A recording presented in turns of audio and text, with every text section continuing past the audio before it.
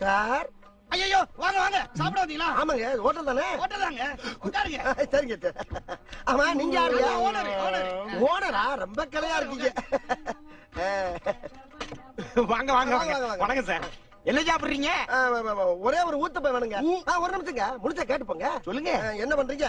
ஒரு சம்பு தண்ணி எடுத்துக்கங்க.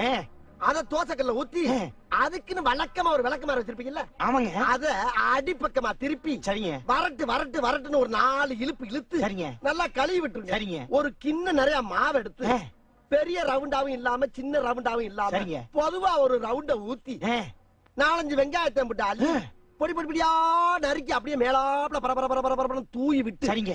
ஒரு நீளமான கேரட் எடுத்து அதையும் பொடி பொடியா நறுக்கி சரிங்க. அப்படியே மேலாப்ல பரபர தூவி விட்டு சரிங்க. ஒரு 16 கரண்டி நெய் எடுத்து சரிங்க. அதுல 6 கரண்டி நெய்ய உள் சைடு அப்படியே லேசா விளாவி விட்டு சரிங்க. 10 கரண்டி நெய்ய தோசைக்கு வெளி சைடு அப்படியே மேலாப்ல விளாவி விட்டு சரிங்க.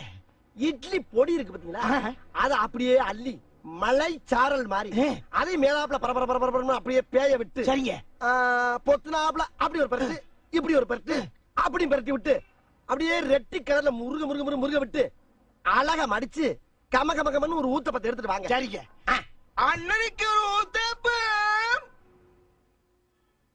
அட பிக்காளிப்பழ, அரை மணி நேரமா கதையா சொல்லிருக்கேன். அம்பட்டுக்கும் சரிங்கன்ட்டு ஒரே வார்த்தையில ஊத்தப்பம்னு போயிட்டானே.